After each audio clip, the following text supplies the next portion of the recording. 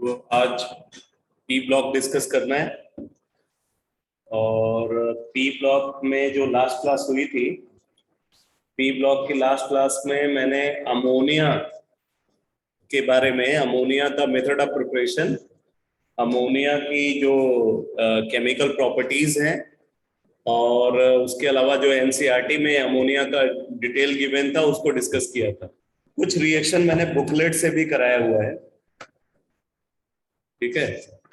Booklet जो जिसका PDF आपको मिला हुआ उसमें से भी मैंने कुछ रिएक्शन जो है डिस्कस किया था। तो अब अमोनिया के डिस्कशन में एक इंफॉर्मेशन और रहती है, वो है एनालिटिकल टेस्ट ऑफ अमोनिया, ठीक है। तो आप नोट करो, एनालिटिकल टेस्ट ऑफ अमोनिया।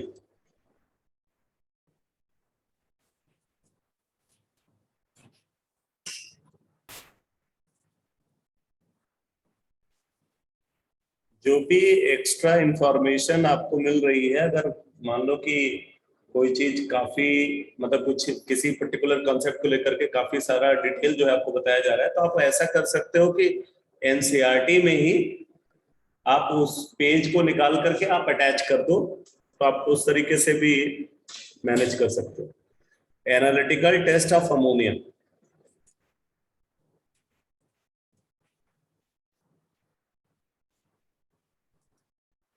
इसमें टोटल 3 टेस्ट को हम कंसिडर करते हैं। फर्स्ट टेस्ट लिखो, number 1, when ammonia gas is passed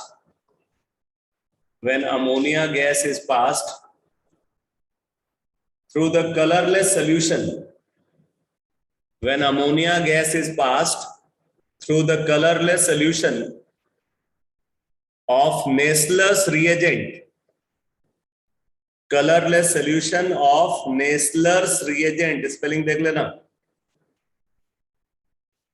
Nessler's reagent, बहुत इंपॉर्टेंट नेम है ये इनऑर्गेनिक केमिस्ट्री के पॉइंट ऑफ व्यू से। When ammonia gas is passed through the colorless solution of Nessler's reagent, a brown precipitate, a reddish brown precipitate is obtained. A reddish brown precipitate is obtained. A reddish brown precipitate is obtained. यहाँ पे लिखना, this is the confirmatory test of ammonia. This is the confirmatory test of ammonia. अगर ये test आ रहा है तो मतलब confirm है कि वहां पे अमोनिया ही प्रेजेंट है। तो अब देखो, पहले तो बात आती है नेस्लर्स रिएजेंट क्या है, नेस्लर्स रिएजेंट को कैसे बनाते हैं। तो देखो, नेस्लर्स रिएजेंट को फॉर्म करने के लिए यहाँ पे HgI2 को कंसिडर करते हैं। HgI2 जो है ये रेड प्रेसिपिटेट होता है, ठीक है, रेड प्रेसिपिटेट होता है HgI2। HgI2 को पोटेशियम आयोडाइड से रिएक्ट कराते हैं, ठीक है, इसको पोटेशियम आयोडाइड से रिएक्ट कराते हैं। तो पोटेशियम आयोडाइड से रिएक्ट कराने पे, पोटेशियम आयोडाइड एक्वस से जब हमने इसको रिएक्ट कराया तो यहाँ पे एक कॉम्प्लेक्स बन जाता है K2HgI4, K2HgI4, ये कॉम्प्लेक्स बन जाता है, ठीक है, K2HgI4। और जब इस K2HgI4 में ऐड करते हैं पोटेशियम हाइड्रोक्साइड, ठीक है, इसके अंदर पोटेशियम हाइड्रोक्साइड को ऐड करते हैं तो मिलता है नेस्लर्स रिएजेंट। नेस्लर्स रिएजेंट बनता है,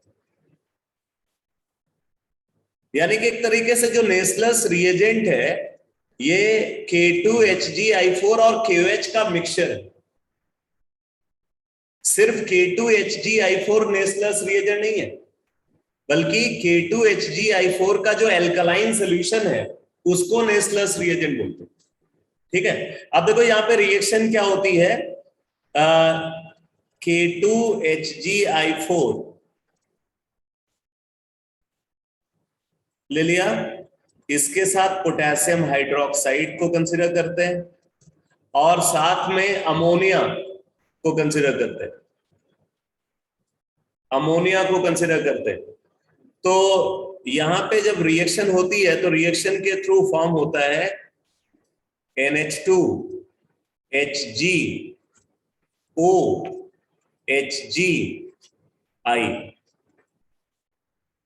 NH2HgOHgI, इसको बोलते हैं iodide of Millon's base, iodide of Millon's base.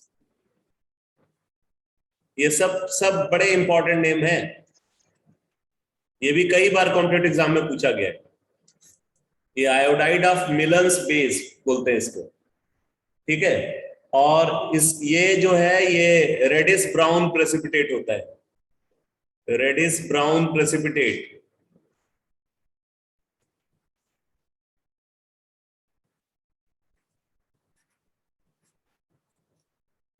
ये रेडिश ब्राउन प्रेसिपिटेट होता है और इसके साथ यहाँ पे फॉर्म होता है पोटेशियम आयोडाइड एंड वाटर।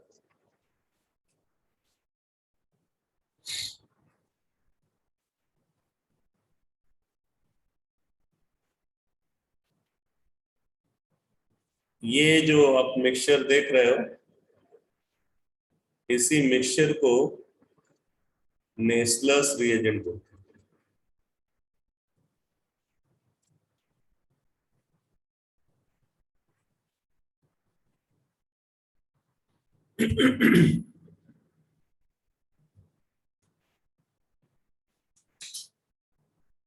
तो ये समझ में आया बेटा? ये अमोनिया का जो एनालिटिकल टेस्ट है ये क्लियर हुआ? Yes sir.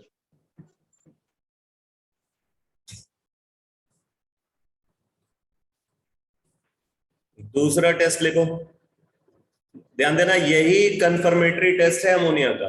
और भी टेस्ट है लेकिन वो उतने रिलायबल नहीं है जिनसे ये बोला जाए कि हाँ अमोनिया गैस ही प्रेजेंट है वहां पे।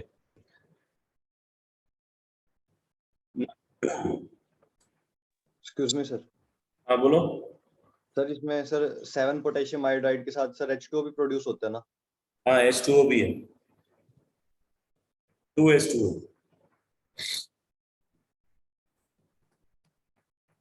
तो नोट करो बेटा, अमोनियम सॉल्ट, अमोनियम सॉल्ट,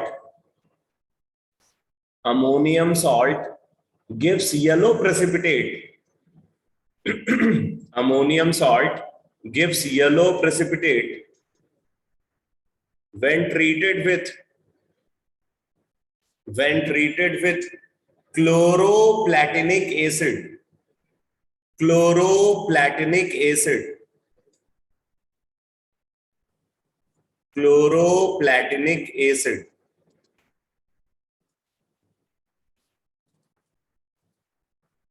ठीक है, क्लोरोप्लैटिनिक एसिड। अब देखो जैसे मान लो हमारे पास है अमोनियम क्लोराइड, ठीक है, अमोनियम क्लोराइड को हमने कंसीडर किया, अब इसको रिएक्ट करा रहे हैं H2PtCl6 के साथ, H2PtCl6, इसी को बोलते हैं क्लोरोप्लैटिनिक एसिड। ठीक है, तो यहां पे जब रिएक्शन होती है, इसको आप ऐसे भी लिख सकते हो, ये बेसिकली एक कॉम्प्लेक्स होता है। तो ये बाहर में जो हाइड्रोजन आयन है, ये हाइड्रोजन आयन जो है रिप्लेस हो जाता है विथ अमोनियम आयन। तो यहाँ पे फॉर्म होता है NH4 twice PtCl6, NH4 twice PtCl6 plus 2HCl। ठीक है, तो ये जो NH4 ट्वाइस PtCl6 बना है यही येलो प्रेसिपिटेट होता है।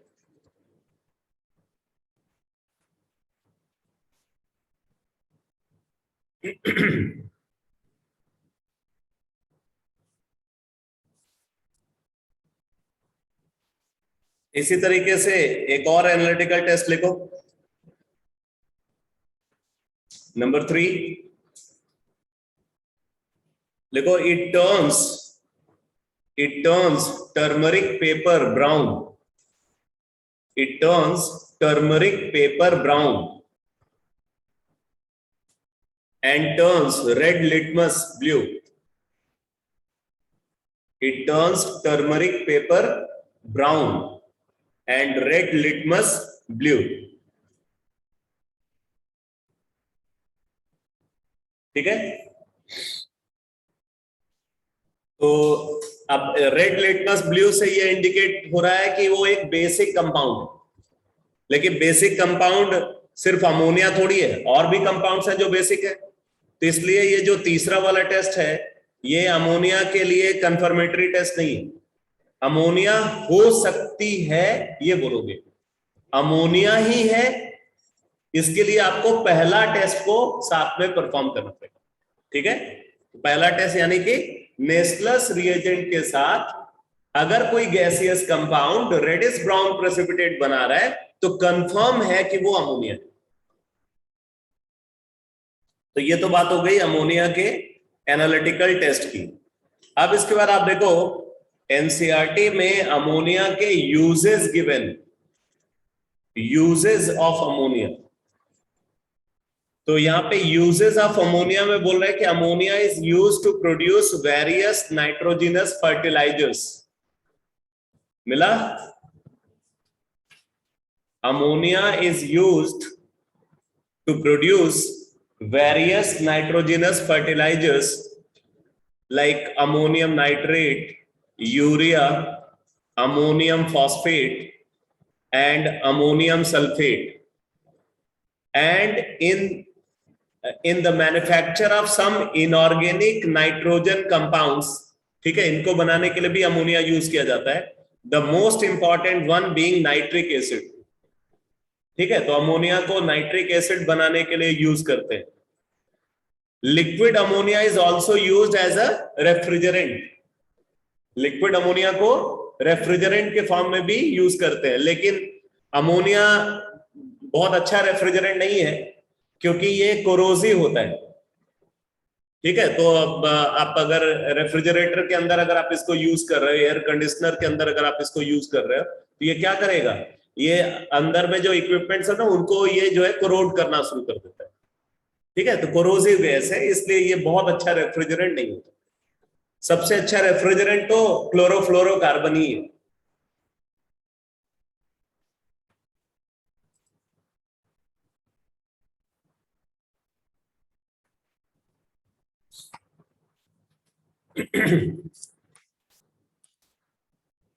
अब आप देखो इसके बाद एनसीईआरटी में जो अगला डिस्कशन गिवन है वो है oxides of nitrogen. Basically cryosurgery, ये तो मुझे लग रहा है कि क्रायोसर्जरी में जैसे मान लो कि अगर ये बॉडी को जो है ना बहुत लो टेम्परेचर पे अगर प्रिजर्व करके रखा जा रहा है, क्रायोसर्जरी मतलब बहुत लो टेम्परेचर पे अगर हम किसी चीज को प्रिजर्व करके रख रहे हैं या उस एनवायरनमेंट में अगर कोई सर्जरी कर रहे हैं तो वो क्रायोसर्जरी होती है। बाकी मैं बहुत अच्छे से आपको आंसर नहीं दे सकता, आप गूगल सर्च करो तो बेटर होगा। फिर कैंसर की ट्रीटमेंट में हेल्प कराता है ये,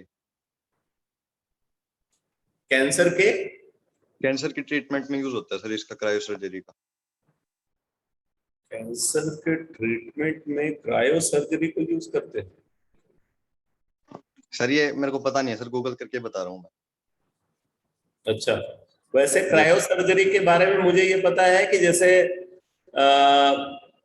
इसी से आया ना वो क्रायोजेनिक इंजन का जो कंसेप्ट है, जो रॉकेट्स में जो इंजन यूज करते हैं उसको क्रायोजेनिक इंजन बोलते हैं। बेसिकली उसके अंदर जो हम फ्यूल यूज करते हैं वो बहुत ही लो टेम्परेचर पे, उसको सॉलिड फ्यूल यूज करते हैं तो बहुत लो टेम्परेचर पे उसको कंसिडर किया जाता है। तो क्रायो सर्जरी में भी कुछ ना कुछ होगा कि बहुत लो टेम्परेचर पे जो है हम वहां पे उसको परफॉर्म करेंगे, लेकिन अगर एक लिविंग बॉडी में कैसे जो है क्रायो सर्जरी करेंगे, अब ये टेक्निकलिटी मुझे नहीं पता, आप इसको जो है गूगल सर्च करना पड़ेगा। ठीक है, जैसे लिक्विड नाइट्रोजन से करते पता नहीं कुछ सर ट्रीटमेंट। लिक्विड नाइट्रोजन है तो फिर तो बात वही आ गई, लिक्विड नाइट्रोजन है तो इसका मतलब बहुत लो टेम्परेचर है, क्योंकि यस नाइट्रोजन का बॉइलिंग पॉइंट देखो, नाइट्रोजन का बॉइलिंग पॉइंट कितना है, 78 पॉइंट समथिंग जो है एनसीईआरटी में गिवन है। इवन ऑक्सीजन का जो बॉइलिंग पॉइंट होता है वो नाइट्रोजन से ज्यादा होता है। मैंने आपको बताया था लिंडे एंड क्लॉड प्रोसेस के बारे में, तो लिंडे एंड क्लॉड प्रोसेस में नाइट्रोजन और ऑक्सीजन का जो मिक्सचर होता है उसको हम फ्रैक्शनल डिस्टिलेशन के थ्रू ही तो अलग करते हैं, ठीक है। तो अगर लिक्विड नाइट्रोजन है तो इसका मतलब फिर तो टेम्परेचर बहुत कम है। अब उतने कम टेम्परेचर पे किसी की बॉडी, मतलब अगर मान लो कि कैंसर का सर्जरी कर रहे हैं तो पता नहीं क्या करते होंगे भाई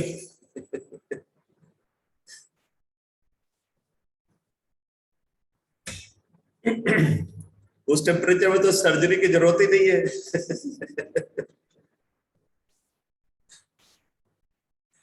तो अब आप देखो ऑक्साइड्स ऑफ नाइट्रोजन,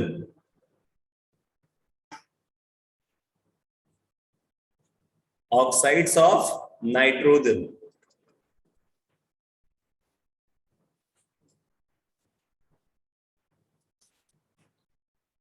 अब आप देखो एनसीईआरटी में जो नाइट्रोजन के ऑक्साइड्स हैं, नाइट्रोजन के ऑक्साइड्स को लेकर के एक टेबल बनी हुई है, मिली टेबल। Yes sir. अब इस टेबल में आप देखो नाइट्रोजन के जो ऑक्साइड्स हैं उनमें N2O है, NO है, N2O3 है, और फिर उसके बाद क्या है, NO2 है, N2O4 है और N2O5 है। अब इसमें जो N2O4 है ये बेसिकली NO2 का डाइमर है। O4 क्या है, डाइमर है ऑफ NO2। क्लियर। तो अब मैं एक एक को अलग अलग डिस्कस कर रहा हूं, क्योंकि एनसीईआरटी में जो इंफॉर्मेशन गिवन है वो काफी कम इंफॉर्मेशन है इसको लेकर के, लेकिन कॉम्पिटिटिव एग्जाम में, कॉम्पिटिटिव एग्जाम के पॉइंट ऑफ व्यू से थोड़ा सा आपको एक्स्ट्रा पढ़ना पड़ेगा। स्पेशली आप देखोगे किसी भी ग्रुप के डिस्कशन में एनसीईआरटी में जब कंपाउंड का डिस्कशन आएगा ना तो वहां पे एनसीईआरटी की इंफॉर्मेशन थोड़ी कम होती, वहां पे आपको कुछ एक्स्ट्रा पढ़ने की जरूरत पड़ेगी। बाकी जो डिस्कशन है वो सब एनसीईआरटी का सफिशिएंट है, ठीक है। कंपाउंड्स के लिए स्पेशली आपको एक्स्ट्रा पढ़ना पड़ेगा, ठीक है। तो ऑक्साइड्स ऑफ नाइट्रोजन में आप फर्स्ट ऑक्साइड लिखो, nitrous oxide, nitrous oxide, nitrous oxide N2O, N2O। और क्या बोलते हैं नाइट्रस ऑक्साइड को, और क्या बोलते हैं भाई, डाई नाइट्रोजन ऑक्साइड। क्या बोलते हैं, die nitrogen oxide sir. Die nitrogen oxide बोलते हैं। अच्छा, लॉफिंग गैस नाम सुना है क्या, यस सर। हाँ इसी को बोलते हैं भाई। और laughing gas,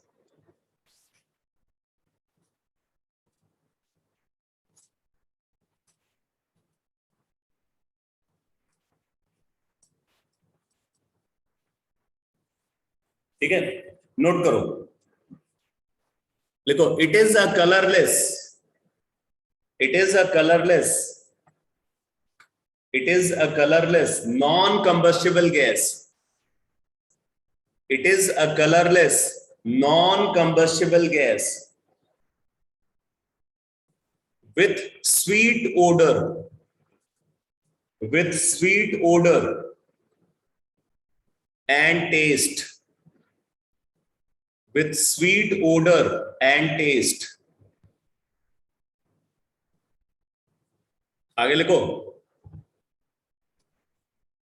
it is a neutral oxide, it is neutral oxide, it is a neutral oxide and is diamagnetic, and is diamagnetic, ठीक है। it is a neutral oxide and is diamagnetic। तो अब देखो इस स्ट्रक्चर कैसा होता है, अगर हम इसका स्ट्रक्चर देखें,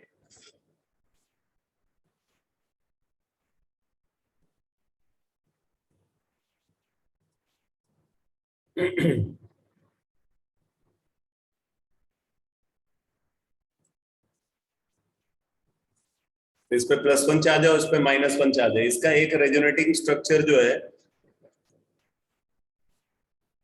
वो ये भी हो सकता है, ये लोन पेयर यहाँ आ जाए और ये पाई बॉन्ड पेयर ऑक्सीजन को ट्रांसफर हो जाए। तो एक रेजोनेटिंग स्ट्रक्चर इसका ये भी हो सकता है।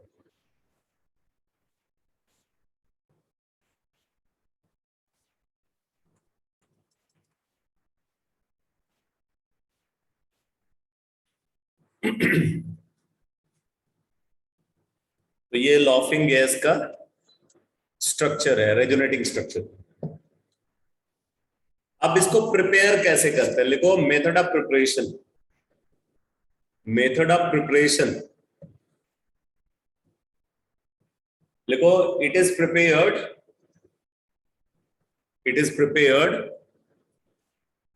by thermal decomposition of ammonium nitrate. It is prepared by thermal decomposition of ammonium nitrate. पीछे बताया भी था। It is prepared by thermal decomposition of ammonium nitrate at 280 degree centigrade. At 280 degree centigrade.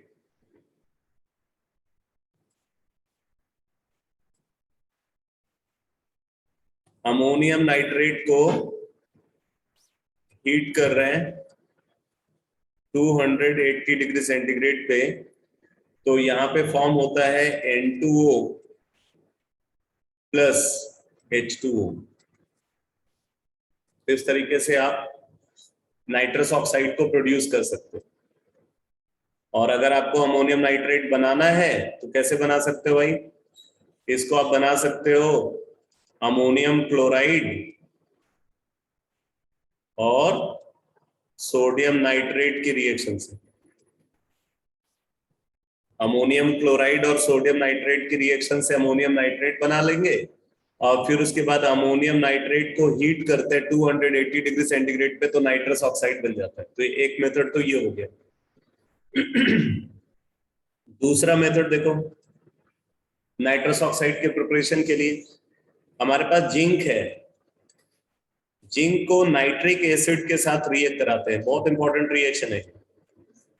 Zinc को nitric acid के साथ react कराते हैं तो प्रोड्यूस होता है zinc nitrate. Zinc nitrate plus nitrous oxide plus H2O। अब बैलेंस फॉर्म में अगर रिएक्शन को कंसीडर करें तो 4 zinc plus 10 HNO3 gives 4 ZnNO3 twice plus N2O plus 5 H2O। ये बैलेंस रिएक्शन। तो यहां पे आप देख रहे हो नाइट्रस ऑक्साइड गैस प्रोड्यूस हो रही है।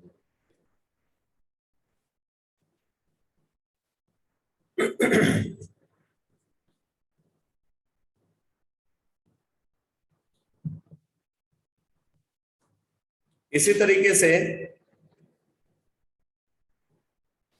ये रिएक्शन है,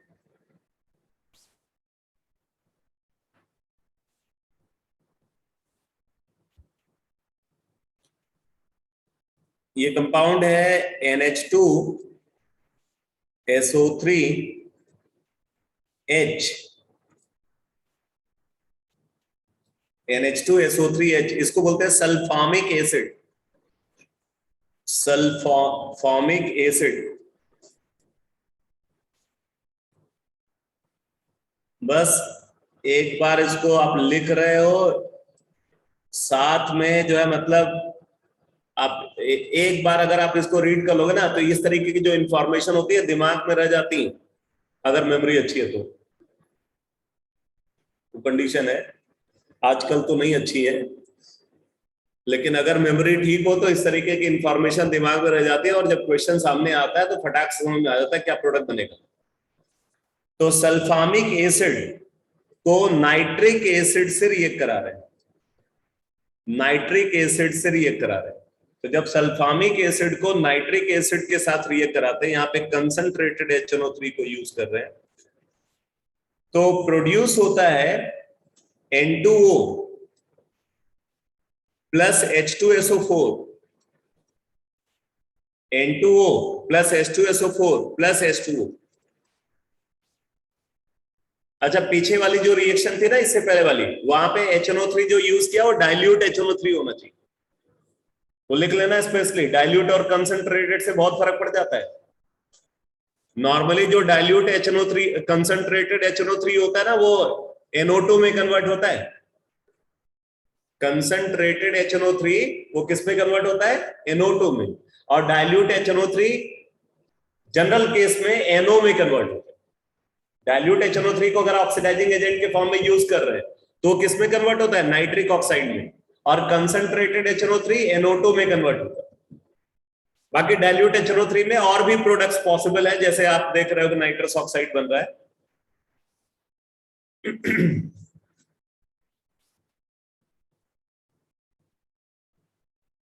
एक और मेथड है इसको प्रोड्यूस करने का, लिख लो। ये चौथा मेथड बता रहा हूं। 2NO plus SO2 plus H2O। 2NO plus SO2 plus H2O gives N2O plus H2SO4। N2O plus H2SO4। यहां पे अगर आप देखोगे तो ये जो NO है ये ऑक्सीडाइजिंग एजेंट की तरह एक्ट कर रहा है और SO2 रिड्यूसिंग एजेंट की तरह एक्ट कर रहा है। NO क्या है यहाँ पे? Oxidising agent. और SO2 क्या है? Reducing agent. SO2 में सल्फर की ऑक्सीडेशन स्टेट +4 है और H2SO4 में +6 है, तो +4 से +6 ऑक्सीडेशन हो गया, तो इसलिए SO2 रिड्यूसिंग एजेंट है। और NO में नाइट्रोजन की ऑक्सीडेशन स्टेट +2 है और N2O में +1 है, तो इसका रिडक्शन हो गया, तो इसलिए ये ऑक्सीडाइजिंग एजेंट। तो कुल मिलाकर के 4 मेथड है।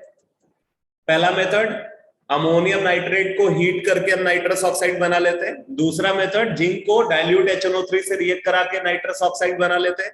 तीसरा मेथड सल्फामिक एसिड को कंसंट्रेटेड HNO3 के साथ रिएक्ट करा करके नाइट्रस ऑक्साइड बना लेते हैं। ऐसे ही याद रखना है, पूरी रिएक्शन बैलेंस रिएक्शन लिखने की जरूरत नहीं है, आप सिर्फ ये याद रखो किसको किससे रिएक्ट कराया जा रहा है।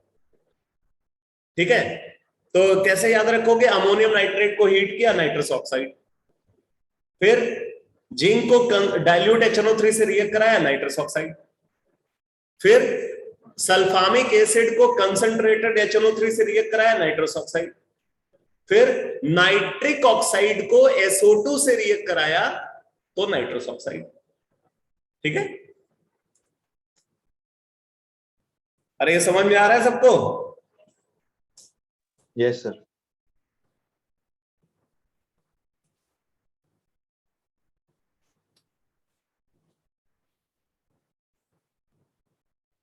अब इसकी केमिकल प्रॉपर्टीज को अगर कंसीडर करें तो केमिकल प्रॉपर्टीज में लिख लो। अगर नाइट्रस ऑक्साइड को हीट करते हैं, नाइट्रस ऑक्साइड को हीट करते हैं एट 900 डिग्री सेंटीग्रेड, तो नाइट्रोजन और ऑक्सीजन प्रोड्यूस होती है।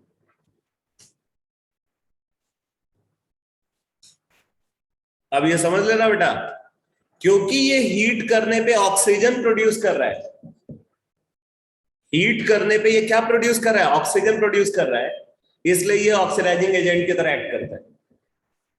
कोई भी कंपाउंड अगर हीट करने पे ऑक्सीजन प्रोड्यूस कर रहा है तो वो ऑक्सीडाइजिंग एजेंट होता है। कोई भी कंपाउंड हीट करने पे अगर हाइड्रोजन प्रोड्यूस कर रहा है तो वो रिड्यूसिंग एजेंट होता है। तो ये ऑक्सीजन प्रोड्यूस कर रहा है, इसलिए ऑक्सीडाइजिंग एजेंट है। ऐसे नोट करो, इसका ऑक्सीडाइजिंग बिहेवियर कुछ और रिएक्शन में ऑब्जर्व होता है। जैसे नाइट्रस ऑक्साइड को अगर हम हॉट कॉपर के साथ ट्रीट करते हैं तो नाइट्रोजन और क्यूप्रिक ऑक्साइड बन जाता है। नाइट्रोजन प्लस क्यूप्रिक ऑक्साइड, यहां पे आप देखो इसने कॉपर को ऑक्सीडाइज कर दिया और खुद रिड्यूस हो गया, तो रिड्यूस हो गया इसलिए ऑक्सीडाइजिंग एजेंट है। इसी तरीके से अगर नाइट्रस ऑक्साइड को मैग्नीशियम के साथ रिएक्ट कराते हैं तो नाइट्रोजन और MgO बन जाता है, ठीक है। ऐसे ही अगर हम इसको कार्बन के साथ यानी कि कोक के साथ रिएक्ट कराते हैं तो नाइट्रोजन और CO बन जाता है। अगर हम इसको फास्फोरस के साथ ट्रीट करते हैं तो नाइट्रोजन और P4O10 बन जाता है। नाइट्रोजन और P4O10 बन जाएगा। ये रिएक्शन, इसमें लास्ट वाली रिएक्शन बैलेंस नहीं है, इसको बैलेंस करने के लिए आपको क्या यूज करना पड़ेगा, 10N2O यूज करना पड़ेगा। अब इन सारी रिएक्शन में अगर आप देखो तो N2O नाइट्रोजन में कन्वर्ट हो रहा है तो N2O ऑक्सीडाइजिंग एजेंट की तरह एक्ट कर रहा है और ये सब रिड्यूसिंग एजेंट की तरह एक्ट कर रहा है। आ रहा है समझ में? Yes sir. तो नाइट्रस ऑक्साइड ऑक्सीडाइजिंग एजेंट की तरह एक्ट करता है और इस वजह से कॉपर को क्यूप्रिक ऑक्साइड में, मैग्नीशियम को मैग्नीशियम ऑक्साइड में, कार्बन को कार्बन मोनोऑक्साइड में और फास्फोरस को P4O10 में कन्वर्ट कर देता है। P4O10 का डाइमर है P2O5, phosphorus pentoxide. P4O10 dimer है P2O5, ठीक है।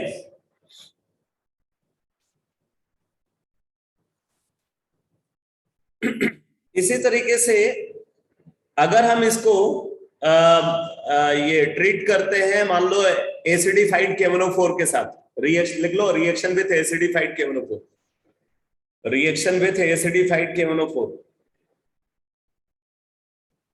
Reaction with acidified KMnO4।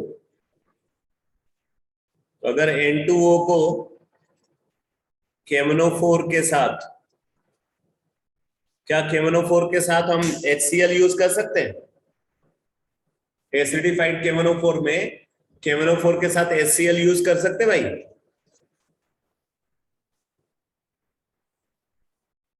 बोलो। एसिडिफाइड KMnO4 में KMnO4 के साथ HCl यूज कर सकते हैं?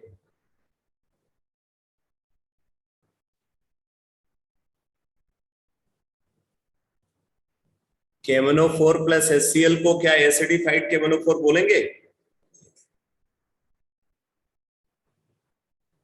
तुम लोगों का ना बहुत बुरा हाल है एकदम। मुझे लगता है तुम लोग का जो मतलब जो माइंड है ना वो चलता ही नहीं है, ऐसा लगता है। ये बात जो मैं पूछ रहा हूं ना, ये इलेक्ट्रोकेमिस्ट्री में डिस्कस हुआ है ये चीज। KMnO4 के साथ HCl नहीं यूज कर सकते क्योंकि KMnO4 HCl को ऑक्सीडाइज कर देता है Cl2 में। तो अगर हमें एसिडिफाइड KMnO4 चाहिए तो एसिडिफाइड KMnO4 में KMnO4 के साथ हमेशा H2SO4 यूज किया जाता है। तो अगर हम एसिडिफाइड KMnO4 की बात करेंगे तो KMnO4 प्लस H2SO4 होगा, KMnO4 प्लस HCl नहीं होगा, क्योंकि अगर आप HCl यूज करोगे तो KMnO4 HCl को ही ऑक्सीडाइज करने लगेगा। ठीक है, तो अगर हम इसको रिएक्ट कराते हैं तो यहां पे फॉर्म होता है NO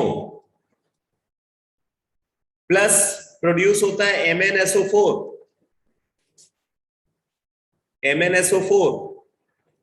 प्लस यहां पे प्रोड्यूस होता है K2SO4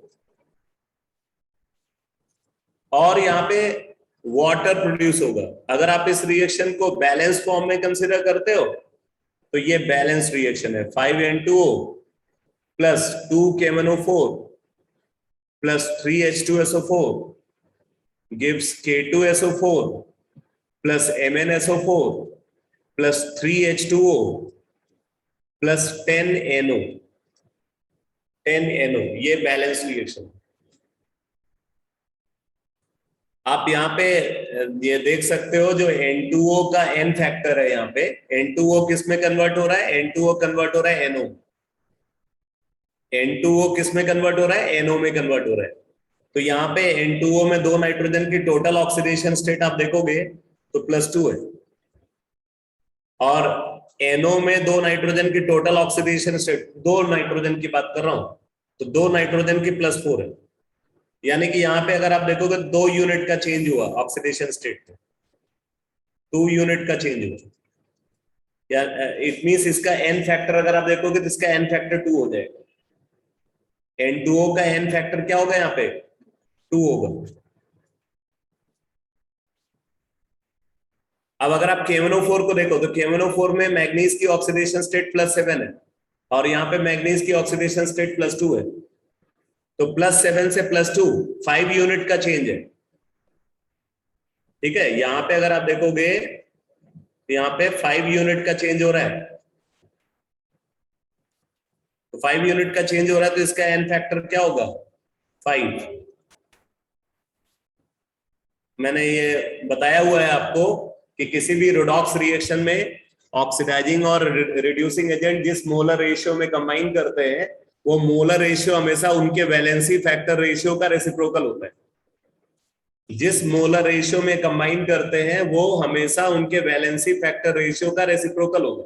तो आप देखो KMnO4 का n फैक्टर आपको 5 दिख रहा है, इसका स्टोइकियोमेट्रिक कोएफिशिएंट आप देखो N2O का 5 है, और N2O का n फैक्टर क्या दिख रहा है 2, तो इसका स्टोइकियोमेट्रिक कोएफिशिएंट क्या है 2। तो जिस वैलेंसी फैक्टर ये जिस मोलर रेशियो में कंबाइन कर रहे हैं, वो मोलर रेशियो इनके वैलेंसी फैक्टर रेशियो का रेसिप्रोकल। तो जरूरी नहीं है कि आप रिएक्शन को बैलेंस करके ही रटो, बैलेंस करके रटना बहुत मुश्किल है, समझ में आया कि नहीं। तो आप चाहो तो जब कभी बैलेंस फॉर्म में रिएक्शन पूछी जाती है तो आपको रिडॉक्स रिएक्शन को बैलेंस करना आता है, आप उस तरीके से बैलेंस कर सकते हो।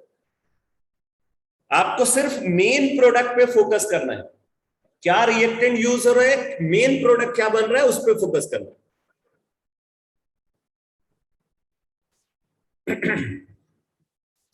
ये समझ में आ गया बेटा? Yes sir. तो ये है नाइट्रस ऑक्साइड की कंप्लीट एनालिसिस। अब आप नोट करो, नाइट्रिक ऑक्साइड, नाइट्रिक ऑक्साइड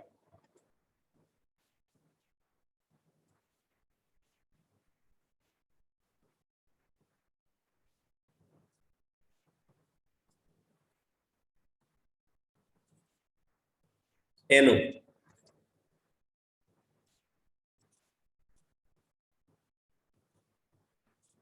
लिखो इसके बारे में,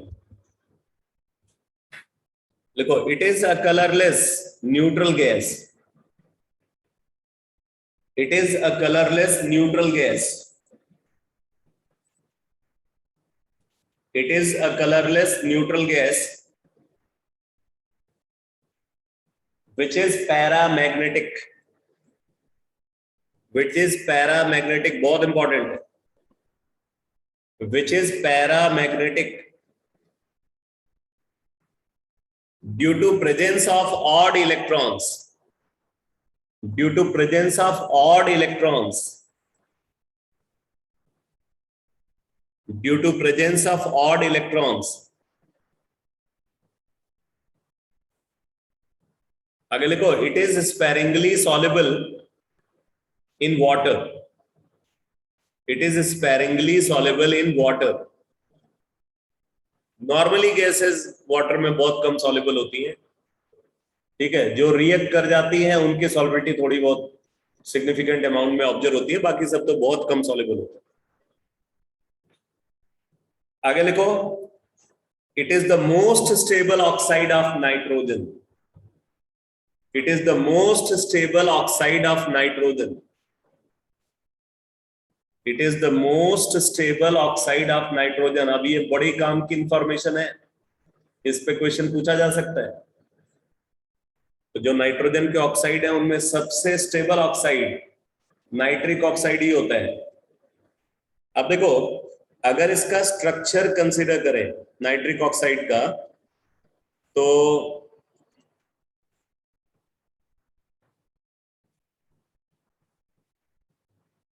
नाइट्रिक ऑक्साइड का एक स्ट्रक्चर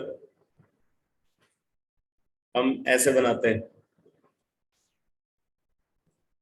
यहां पे बोलते हैं एक 3 इलेक्ट्रॉन बॉन्ड है, ठीक है, 3 इलेक्ट्रॉन बॉन्ड यहाँ पे प्रेजेंट है। एक मिनट, ऑक्सीजन के पास जो है ना एक ही लोन पेयर होगा,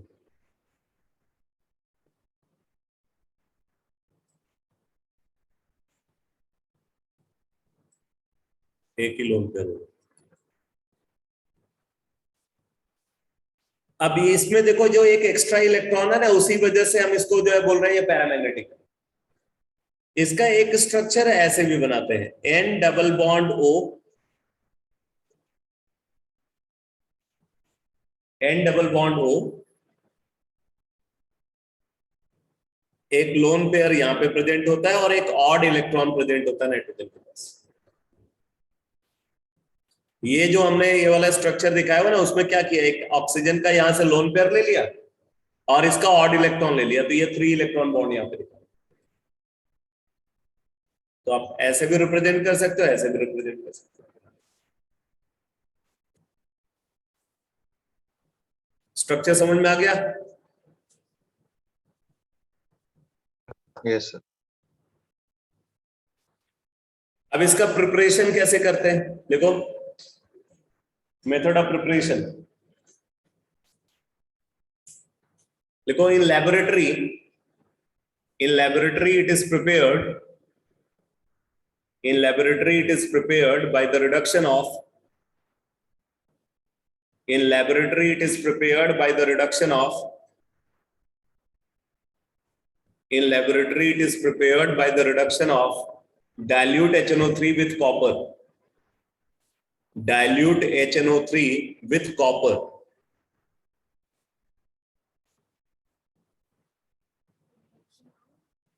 dilute HNO3 with copper.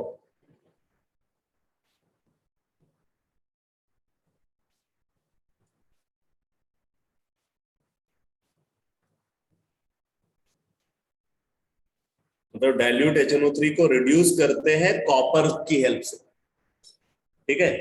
तो यहां पे बन जाता है नाइट्रिक ऑक्साइड और बनता है क्यूप्रिक नाइट्रेट, ठीक है, प्लस 4H2। अभी मैंने बोला भी था कि जब हम डाइल्यूट HNO3 यूज करते हैं तो नाइट्रिक ऑक्साइड बनता है, अगर कंसंट्रेटेड HNO3 यूज करते हैं तो NO2 बनता है। तो ये इसका लेबोरेटरी मेथड ऑफ प्रिपरेशन है, ठीक है, लैब मेथड है ये। ऐसे भी क्वेश्चन पूछे गए कि नाइट्रिक, इनमें से कौन नाइट्रिक ऑक्साइड का लैब मेथड है, तो लेबोरेटरी में नाइट्रिक ऑक्साइड को प्रोड्यूस करने के लिए यही मेथड यूज करते हैं। अब आप लिखो इंडस्ट्रियल मेथड, इंडस्ट्रियल मेथड।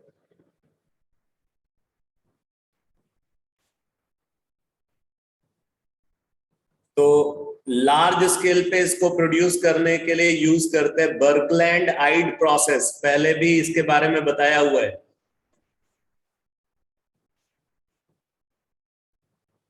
बर्कलैंड आइड प्रोसेस,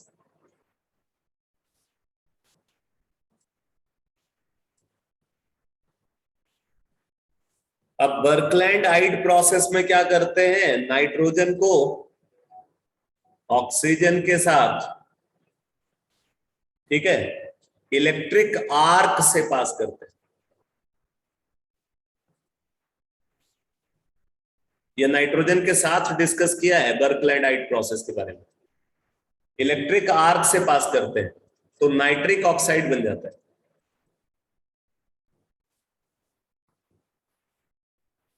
ठीक है। बाकी अमोनिया से भी नाइट्रिक ऑक्साइड का फॉर्मेशन करते हैं, और ये मेथड जो है ये बेसिकली ओस्टवाल्ड प्रोसेस बोला जाता है, जो नाइट्रिक एसिड को प्रोड्यूस करने के लिए यूज किया जाता है। तो आप यहां पे रिएक्शन लिख लो, अमोनिया को ऑक्सीजन के साथ platinum gauge catalyst, GAUGE।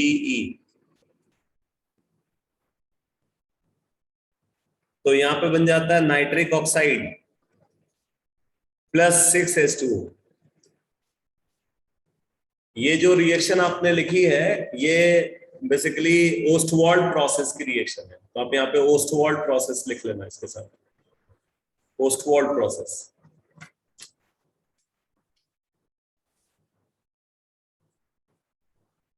Chemical properties में लिखो, ये दो प्रिपरेशन मेथड थे। केमिकल प्रॉपर्टीज में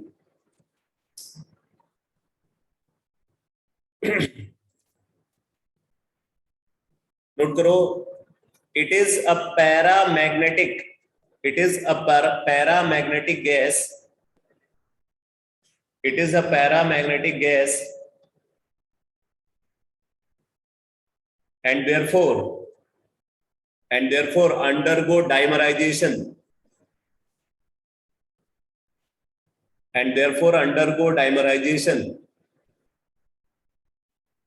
to give N2O2 solid, N2O2 solid। तो जैसे अभी आपने देखा नाइट्रिक ऑक्साइड का स्ट्रक्चर ऐसा है, इसके पास अनपेयर्ड इलेक्ट्रॉन है। ऐसे ही दूसरा नाइट्रिक ऑक्साइड को कंसीडर किया, मतलब नाइट्रिक ऑक्साइड एक नेचुरल फ्री रेडिकल की तरह एक्ट करेगा, ठीक है। तो ये फ्री रेडिकल की कपलिंग हो जाती है, तो फ्री रेडिकल की कपलिंग से यहां पे बन जाएगा N2O2।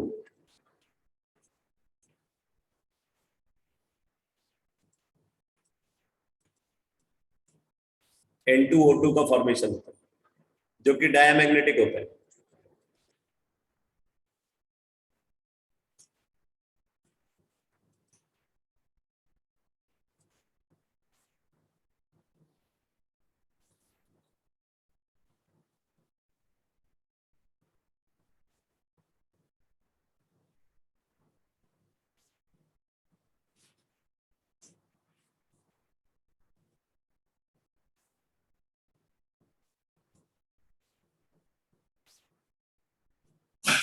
आगे लिखो, it easily reacts with oxygen, it easily reacts with oxygen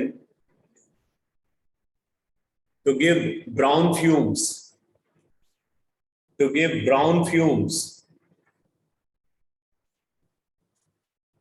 it easily reacts with oxygen to give brown fumes। ठीक है, तो अगर NO है, इसको ऑक्सीजन से रिएक्ट कराते हैं तो ये NO2 बना लेता है। NO2 जो है ये कलर्ड गैस है, ब्राउन कलर्ड गैस है।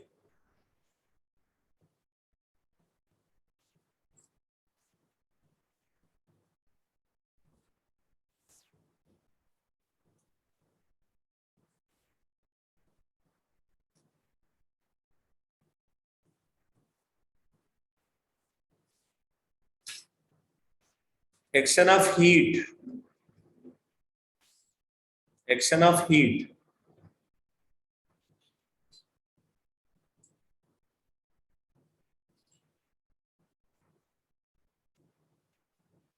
अगर नाइट्रिक ऑक्साइड को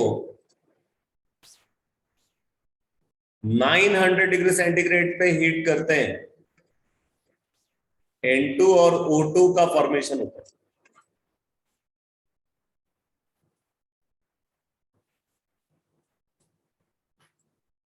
N2 और O2 का फॉर्मेशन होता है अगर हम इसको 900 डिग्री सेंटीग्रेड पे हीट करते हैं, तो क्योंकि ये भी हीट करने पे ऑक्सीजन प्रोड्यूस कर रहा है, इसलिए ये भी ऑक्सीडाइजिंग एजेंट की तरह एक्ट करेगा।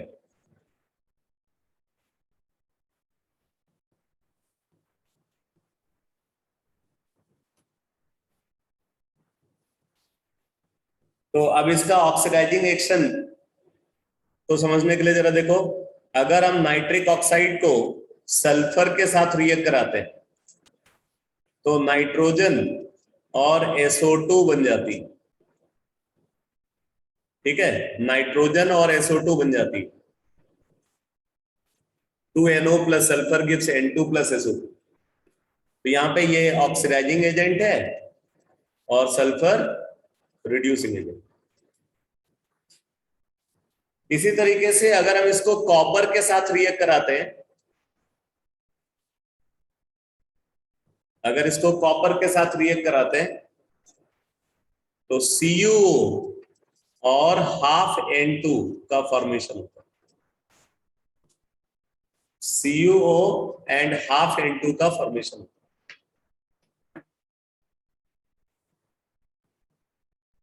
नाइट्रोजन के जितने भी ऑक्साइड्स हैं, कॉपर जो है ना, नाइट्रोजन के सारे ऑक्साइड्स को डिकम्पोज करके नाइट्रोजन में कन्वर्ट कर देता है। अगर हॉट कॉपर के साथ नाइट्रोजन के ऑक्साइड्स को ट्रीट करें तो वो सब डिकम्पोज होकर के नाइट्रोजन में कन्वर्ट हो जाता है, और जो ऑक्सीजन रिलीज होगा उस ऑक्सीजन को कॉपर उस ऑक्सीजन के साथ कंबाइन कर देगा।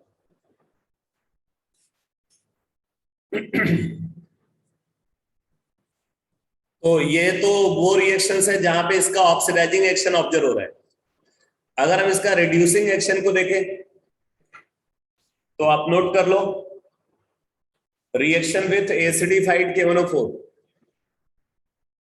रिएक्शन विथ एसिडिफाइड KMnO4,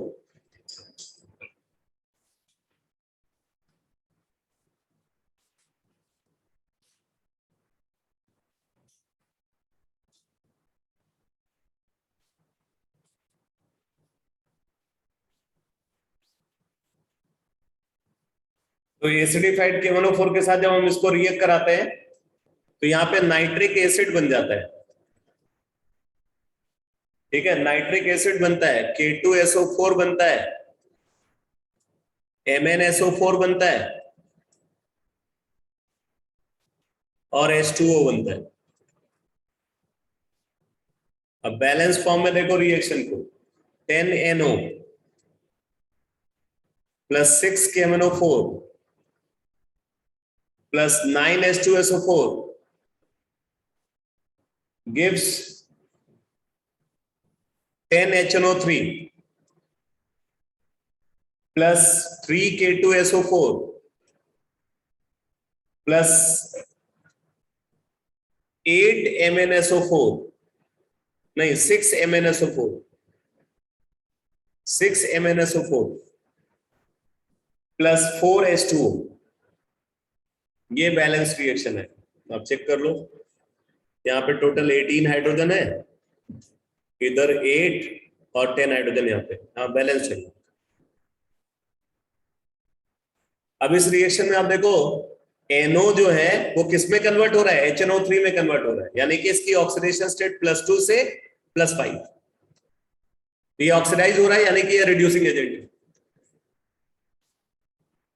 इसी तरीके से नाइट्रिक ऑक्साइड को क्लोरीन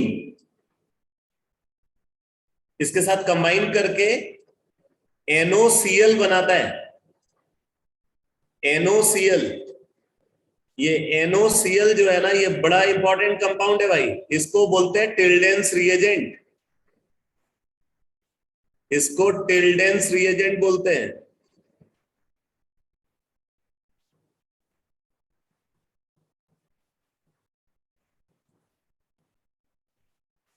अब आप ये समझना ये रिएक्शन कैसे हुई है। बेसिकली NO जो है ना, NO एक नेचुरल फ्री रेडिकल है। अभी आपने देखा था इसके पास अनपेयर्ड इलेक्ट्रॉन है, ये बाय नेचर एक फ्री रेडिकल है। तो ये फ्री रेडिकल क्या करता है, क्लोरीन की होमोलिसिस करा देता है। तो क्लोरीन की होमोलिसिस से क्लोरीन फ्री रेडिकल बन जाते हैं, और फिर वो chlorine free radical NO free radical के साथ कंबाइन कर जाएगा, तो NOCl बन जाता है। इसको टिल्डेंस रिएजेंट बोलते हैं।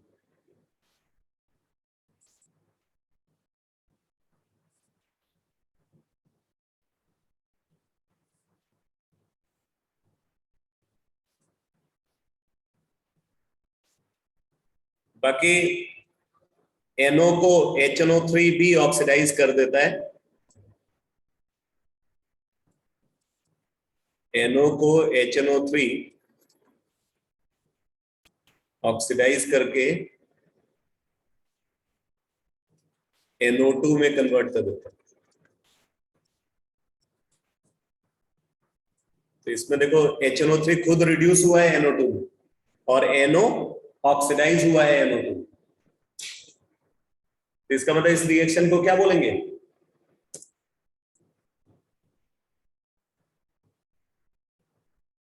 NO ऑक्सीडाइज होकर के NO2 में कन्वर्ट हुआ और HNO3 रिड्यूस होकर के NO2 में कन्वर्ट हुआ। तो ये कौन प्रोपोर्शनेशन रिएक्शन है? क्या है ये? कौन प्रोपोर्शनेशन रिएक्शन है ये? तो ये सब इसके यूजेस हो गए, मतलब ये इसके केमिकल प्रॉपर्टी हो गई। इसके यूजेस में जरा आप नोट कर लेना, यूजेस में लिख लो, लिखो it is used in Ostwald process, it is used in Ostwald process for formation of nitric acid.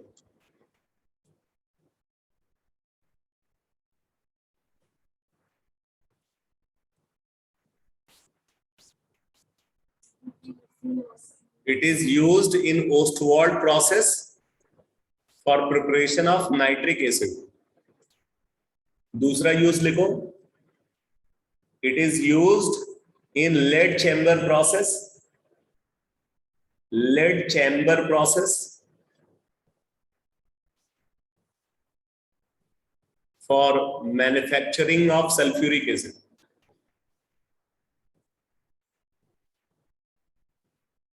For manufacturing of sulphuric acid. अब देखो यहाँ पे मैं आपको बता दूं, सल्फ्यूरिक एसिड को प्रोड्यूस करने के लिए दो मेथड यूज होते हैं, इंडस्ट्रियल मेथड। एक होता है कॉन्टैक्ट प्रोसेस और दूसरा है लेड चैम्बर प्रोसेस। ये लेड चैम्बर प्रोसेस जो होता है ये ओल्ड प्रोसेस है। जो मॉडर्न प्रोसेस है सल्फ्यूरिक एसिड बनाने के लिए वो कॉन्टैक्ट प्रोसेस। तो यहाँ पे NO जो है ना एज ए कैटलिस्ट यूज होता है। ये लेड चैम्बर प्रोसेस में NO को एज ए कैटलिस्ट यूज करते हैं। या इस बात को लिख लेना, here NO acts as catalyst, here NO acts as catalyst during the reaction.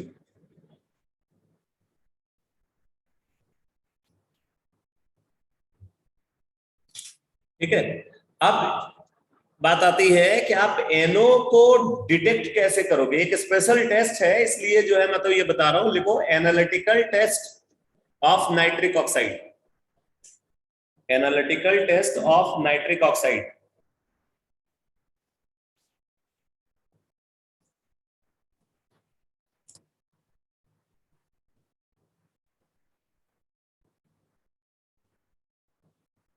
अब यहाँ पे मैं जिस टेस्ट की बात करने जा रहा हूं इसको ब्राउन रिंग टेस्ट बोलते हैं।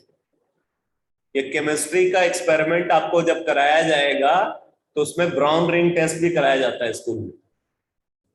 ठीक है, तो ब्राउन रिंग टेस्ट, ये आप हेडिंग पहले लिखो, उसी में नोट करो, brown ring test,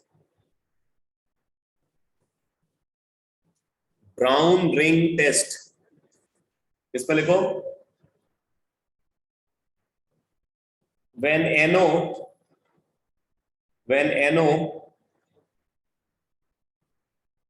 which is sparingly soluble in water, अभी आपने देखा था, when NO which is sparingly soluble in water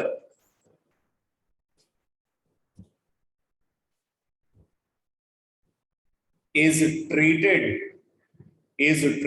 with cold ferrous sulfate solution, cold ferrous sulfate solution, cold ferrous sulfate solution, then there occurs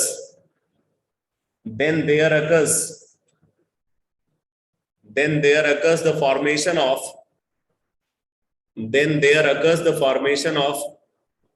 dark brown color,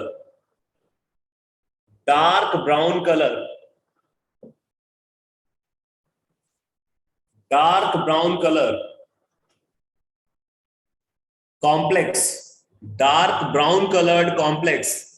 ये complex है FeH2O5 FeH2O5 NO SO4। ठीक है, ये complex बनता है। कैसा colour है इसका? Dark brown colour.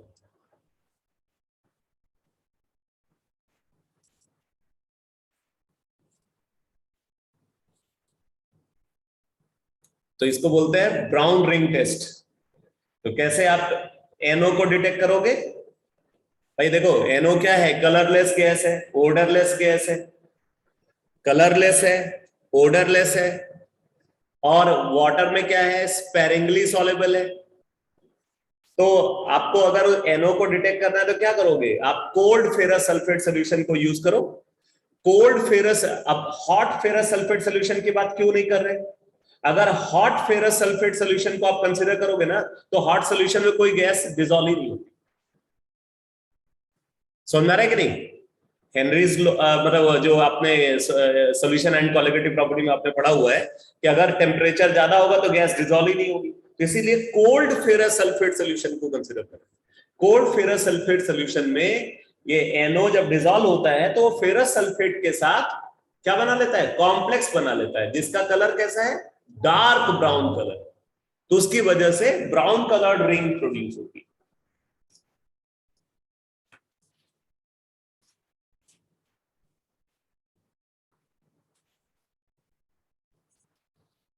अब आप लिखो die nitrogen trioxide. Die nitrogen trioxide.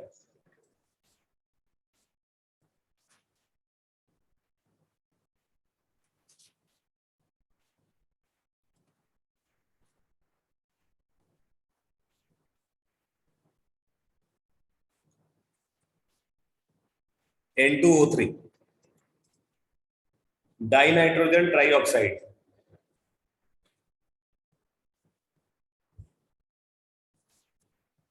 लिखो बेटा, it exists only in solid state at low temperature. It exists only in solid state at low temperature, which is pale blue color, which is pale blue color.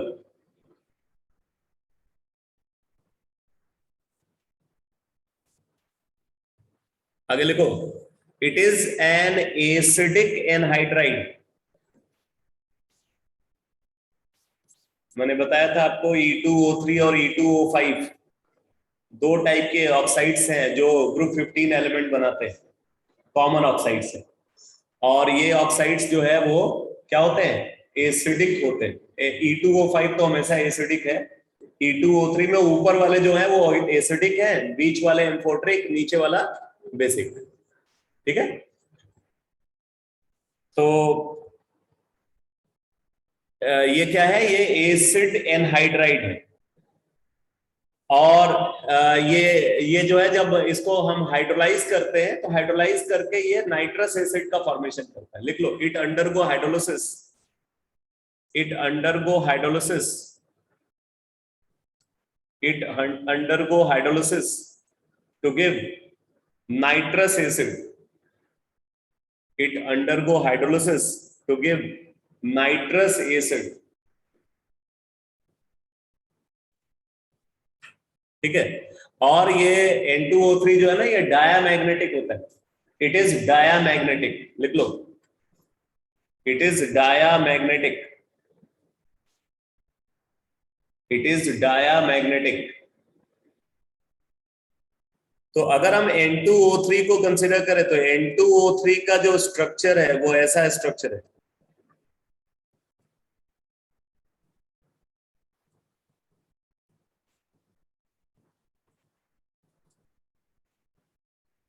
ये structure है N2O3।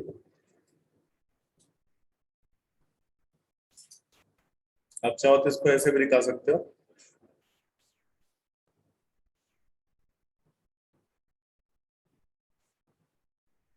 यहाँ पे lone pair है nitrogen के पास।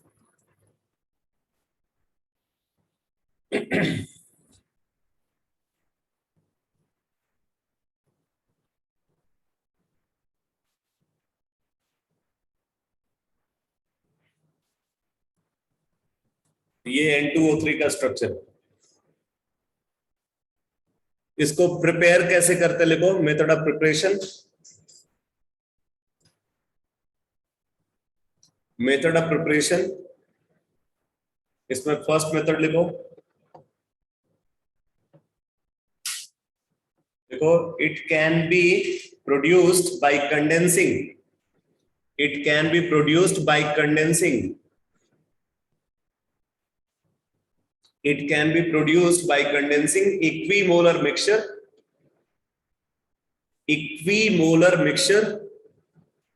of NO and NO2.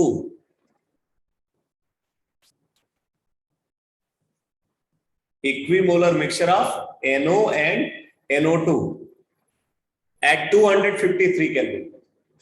At 253 Kelvin. तो आपने अभी देखा कि NO जो होता है, NO क्या होता है, पैरामैग्नेटिक होता है, ऑड इलेक्ट्रॉन होने की वजह से।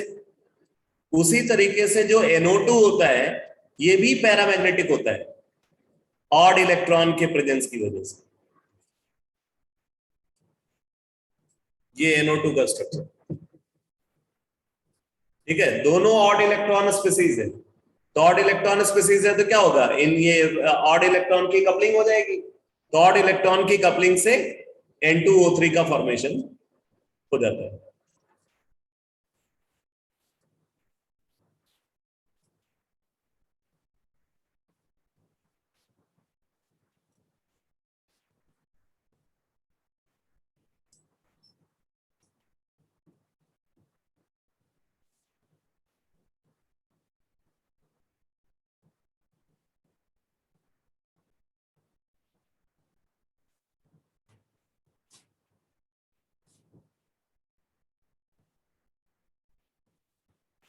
दूसरा मेथड लिखो।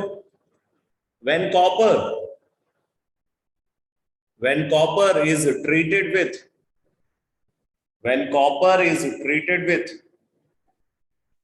concentrated HNO3, when copper is treated with concentrated HNO3, then N2O3 is obtained.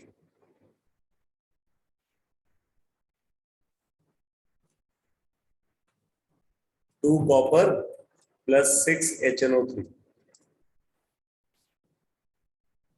ये कंसंट्रेटेड HNO3 है। इसकी नॉर्मलिटी जो हम यहाँ पे यूज करते हो 5 नॉर्मल HNO3 का यूज करते हो। तो यहाँ पे बन जाता है cupric nitrate.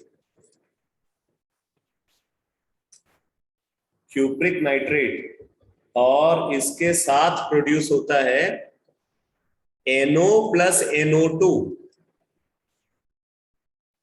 NO plus NO2 plus 3H2O। अब यहाँ पे ये जो NO प्लस NO2 है, इसी को हम क्या बोल रहे हैं, N2O3।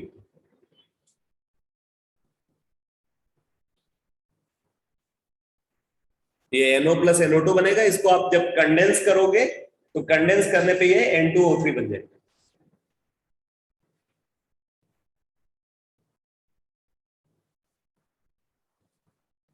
केमिकल प्रॉपर्टीज में लिखो। केमिकल प्रॉपर्टीज में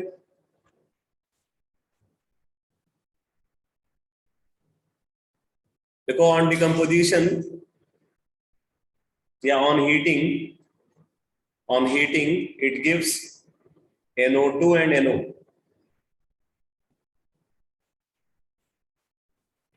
अगर N2O3 को हीट कर रहे हैं,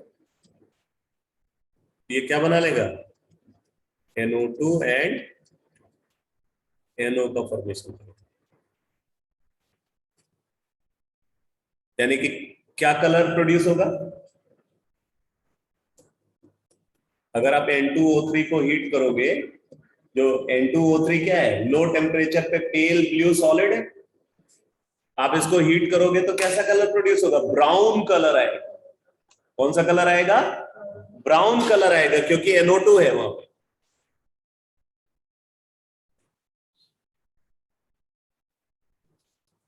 अगला पॉइंट लिखो।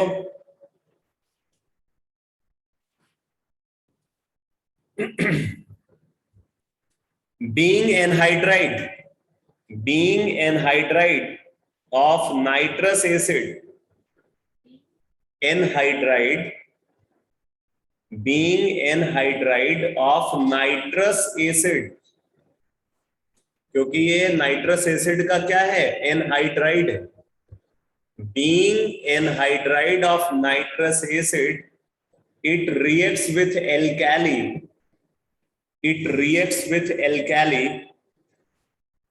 to form nitrite salts. It reacts with alkali to form nitrite salt.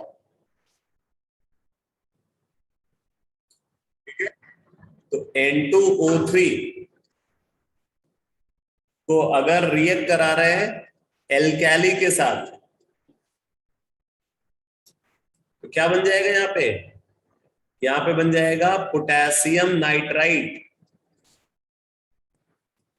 Potassium nitrite का फॉर्मेशन होता है +H2O.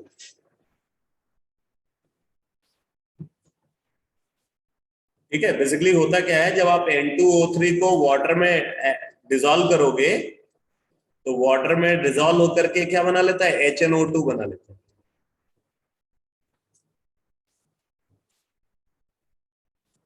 वाटर में डिसॉल्व होकर के क्या बना लेता है, HNO2.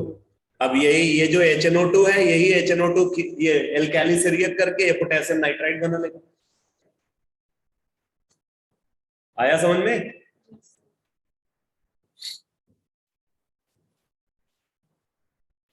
अच्छा, ये भी ब्राउन रिंग टेस्ट देता है. क्यों? क्योंकि जब ये डिकम्पोज होता है तो NO बनती है, और वो NO जो है कोल्ड फेरस सल्फेट के साथ brown coloured complex, dark brown coloured complex का फॉर्मेशन. ठीक है, तो आप इस बात को लिख लो. देखो, it forms brown coloured complex. It forms brown colored complex. It forms brown colored complex with ferrous sulfate solution. Ferrous sulfate solution. Ferrous sulfate solution.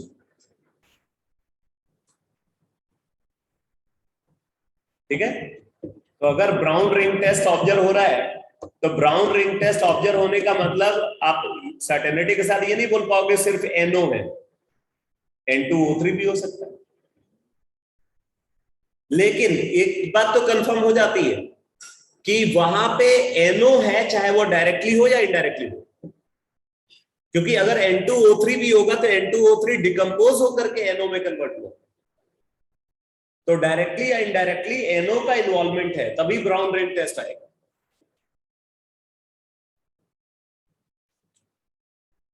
तो ये बात समझ में आ रही है भाई सबको? Yes sir.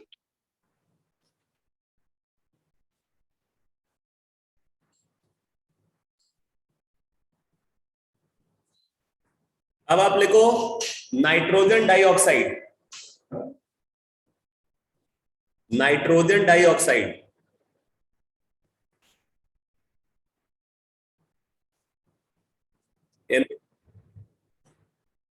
NO2. इस पे लिखो, देखो, it is a reddish brown coloured gas. It is a reddish brown colored gas and exists at room temperature. And exists at room temperature. And exists at room temperature. आगे लिखो, being an odd electron species. Being an odd electron species. Being an odd electron species, it is paramagnetic.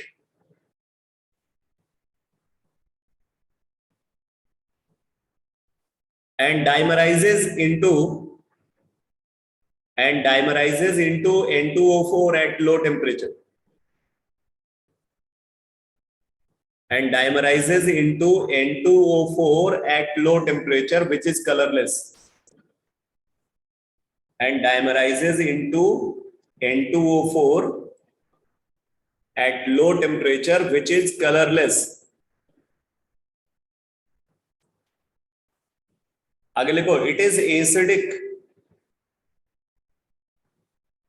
It is acidic, and on hydrolysis, it gives mixture of nitrous and nitric acid. On hydrolysis, it gives mixture of nitrous and nitric acid. यानी कि ये mixed anhydride है, क्योंकि ये एक oxo acid नहीं बना रहा है, 2 ऑक्सो एसिड बना रहा है। ठीक है, तो पहले तो ये रिएक्शन देख लो। N2O4 को हमने H2O से रिएक्ट कराया, तो H2O से जब रिएक्शन होती है तो यहां पे बन जाता है HNO2 plus HNO3। Nitrous acid बनता है और नाइट्रिक एसिड बनता है, इसीलिए हम इसको मिक्स्ड एनहाइड्राइड बोलते हैं। ठीक है, अब बात आती है इसका कलर कैसे चेंज होता है। तो N2O4 सॉलिड है जो कि कलरलेस फॉर्म में एग्जिस्ट करता है। 10 डिग्री सेंटीग्रेड टेम्परेचर अगर हम कंसिडर करते हैं तो 10 डिग्री सेंटीग्रेड पे ये N2O4 सॉलिड में कन्वर्ट होता है, जो येलो कलर्ड होता है। ठीक है, येलो सॉलिड। अब ये येलो सॉलिड इसलिए होता है बेटा क्योंकि इस N2O4 के साथ थोड़ा बहुत अमाउंट NO2 का भी आ जाता है। N2O4 कुछ डिकम्पोज होता है, उसके साथ NO2 प्रेजेंट होता है, तो उसकी वजह से इसका कलर स्लाइटली चेंज होता है, yellow solid. 20 degree centigrade temperature अगर कंसिडर करते हैं तो 20 डिग्री सेंटीग्रेड टेम्परेचर पे ये N2O4 में कन्वर्ट होता है, जिसका रेडिश ब्राउन कलर होता है, reddish brown vapour.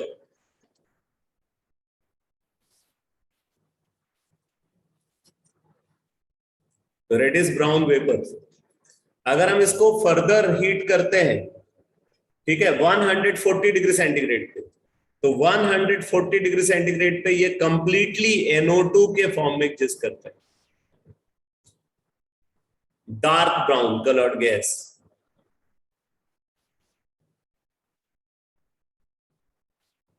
Dark brown coloured gas है।